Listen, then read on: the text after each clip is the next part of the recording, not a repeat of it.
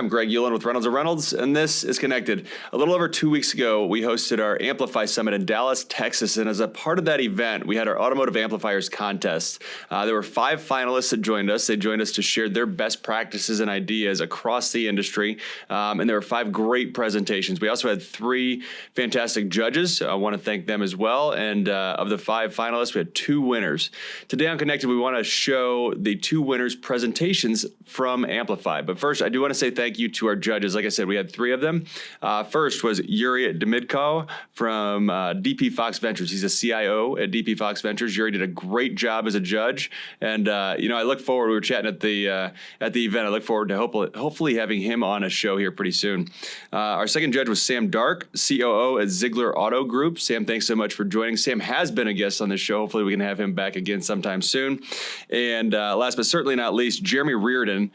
Jeremy is the service production manager at Westside Lexus. Jeremy was also one of our winners of last year's Amplifiers Contest, so it was great to have him come back as a judge and get his perspective.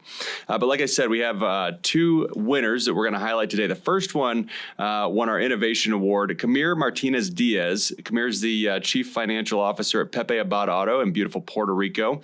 Her best practice was around reducing internal document processing times and saving a lot of money when it comes to paper. So take a look at her best practice, and I hope you're able to implement some of it in your store. Good morning, everyone. At Pepe Abad, we envision a transformation from the showroom floor to the accounting office. I'm proud to share how we turned that vision into action by building a first digital workflow that's fast and built for scale. Picture this. A sales executive standing at the copier making paper copies of IDs, utility bills, proof of income, etc., while the customer is already waiting in F&I.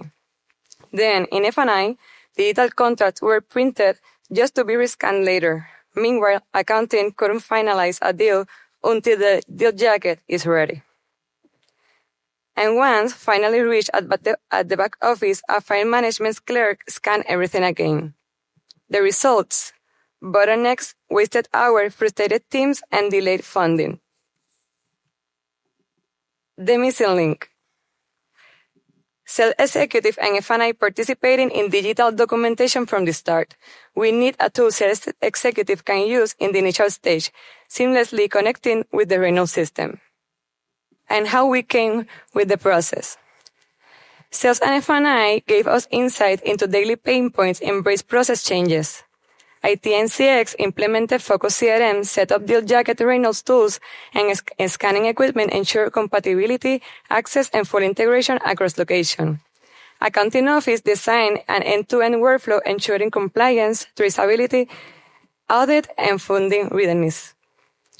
Share responsibility and alignment across all departments for seamless, scalable deployment. We implement a role-based SOP support by the full integration of our CRM Focus to bring the sales process into the same digital ecosystem as F&I and accounting. Sales now upload all documents directly into Focus at the point of sales, IDs, proof of sales, income verifications. F&I imports directly into the deal using Deal Jacket, eliminating the need to print or rescan. Accounting finalized deals in the same shared environment with no delays waiting to physical files. Title clerks with an view and archive deals digitally via desking, ensuring compliance without physical file dependencies. This integration allowed us to maximize system utilization. And here you can see how Focus CRM showing how a sales executive can take photo or import the document directly from a mobile or a tablet. And then you can see the required document already uploaded, and if something is missing, you can see the red flag, like the driver license. The system connects live with Deal Jacket in desking, allowing F&I sales managers, assistant, and accounting to view documentation in real life. This is one of our accountants. Key results: 40% faster documentation processing, standardized workflows, no unnecessary printer or scanning, 100% deal visibility, immediate availability, and maximize system use. Team efficiency gains.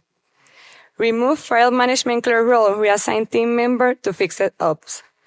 Leaner back office and commitment to internal mobility. Customer experience impact, shorter F&I waits, fewer contract corrections, smoother and more professional experience at every step. 50,000 saved projected. This transformation wasn't just about system, it was about people. One vision, zero silos. Sales, F&I, accounting, and IT and CS came together to break down outdated workflows and co-create a process that's faster, smarter, and built for scale. Because when teams align, system empower, and everyone owns the outcome. Operational excellence isn't just possible, it's become a new normal. Thanks for every department that made it happen. And that's all. Thank you. Okay, so all of the paperwork, there is no deal jacket with this. It's all signed and then goes straight into the digital deal jacket and into the office, right? Yes. Okay. And is Focus, is it an element of Reynolds or is it something you created?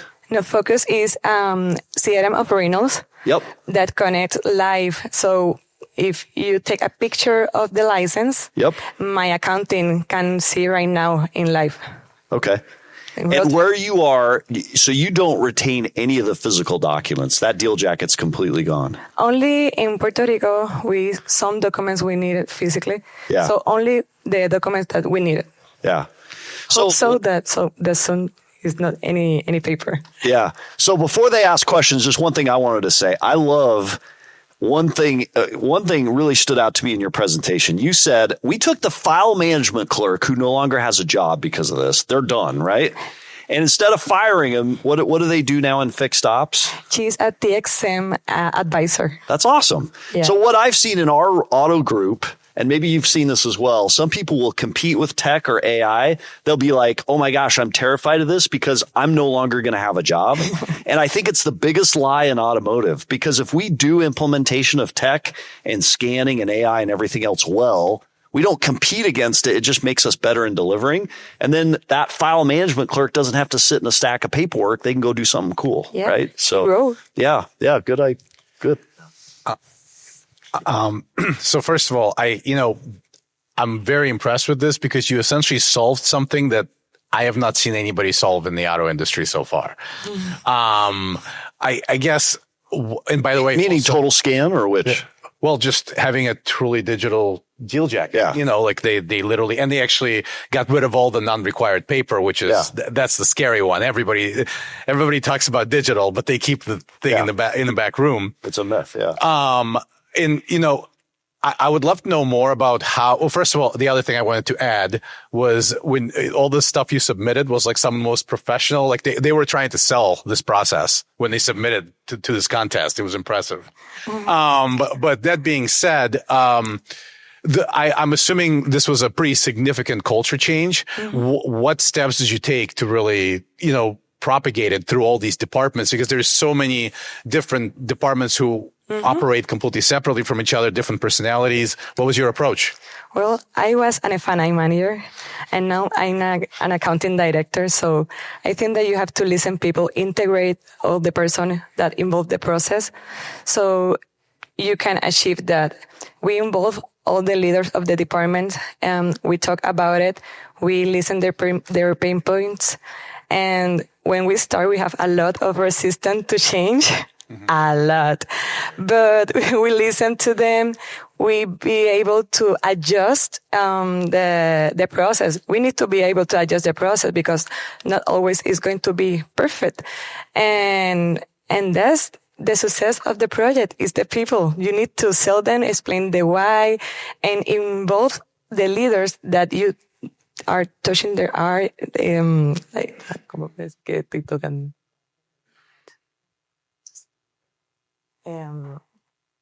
Let me practice my English. You need to involve all the people that are in the process. That's what I mean. It's really well done. Thank you. No, yeah, very, very good. And I like what you did as far as, again, moving them into fixed ops. Our lady that's doing it right now is right there. So I think she'd have an easy transition being right next to it all day long. And I think actually Jose, as a matter of fact, may be working with our team on possibly getting Focus in there, if I'm not mistaken. So hopefully we'll be right there with you soon as well. So Thank you very much. I have a question that could impact my judging. If this wins, do we all get a trip to Puerto Rico to see it live? You're going to love that. Kamir did just an outstanding job. Really appreciate her joining us, appreciate her contributions to the industry.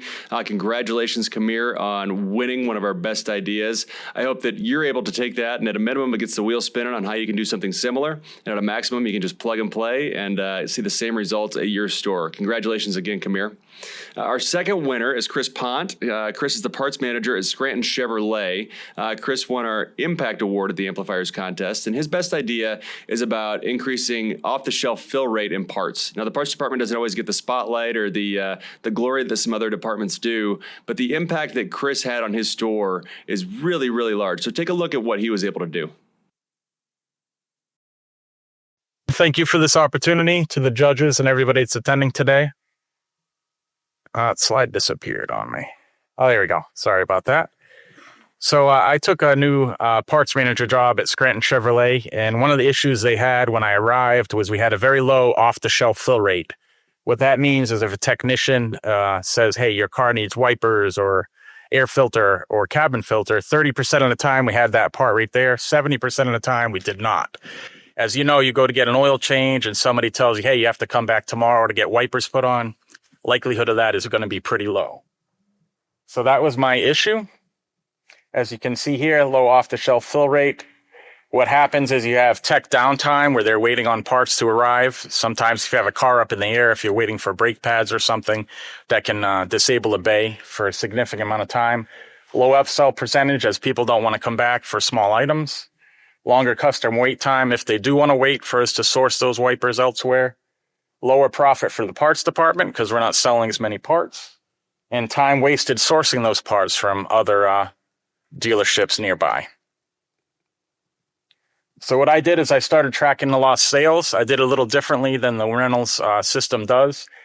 I did it when I post my transactions. So when I went to pay make the purchase orders for the parts that I was receiving, I would decide if it was a part I wanted to track as a lost sale.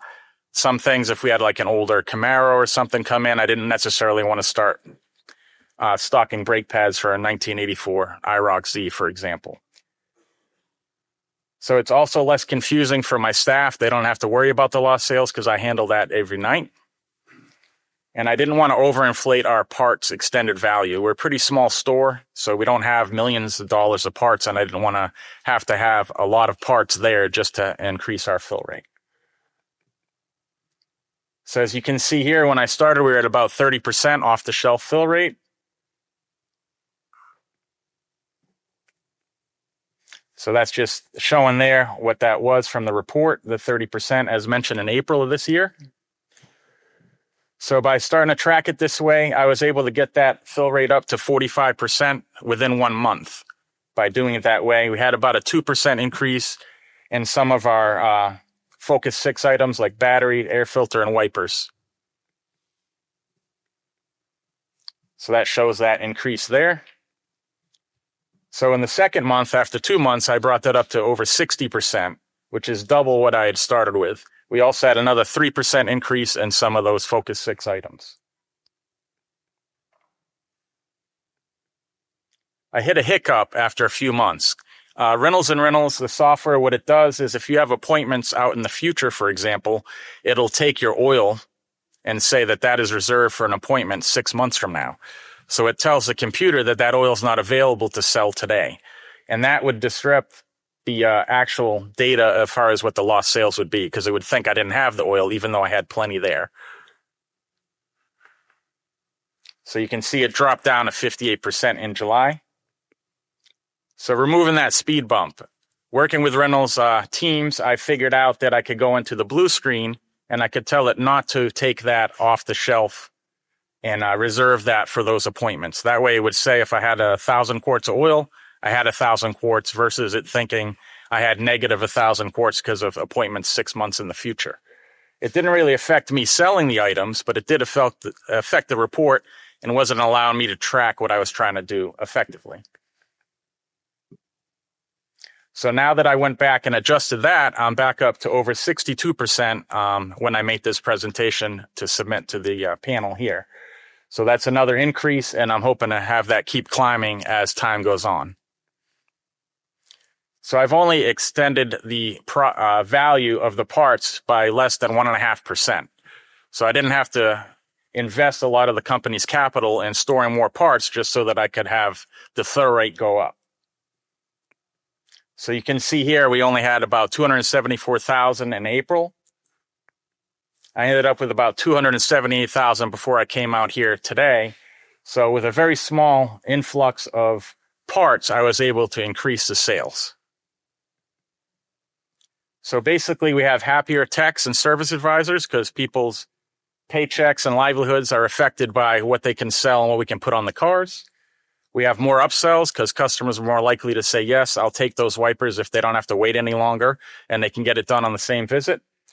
Customer wait times is less if they do choose to buy the parts and we didn't have them. Sometimes they'd be there for 2 hours for an oil change and wipers, and that's not going to be a happy customer. And also my department in parts, and now we're making a higher profit because we're selling more items.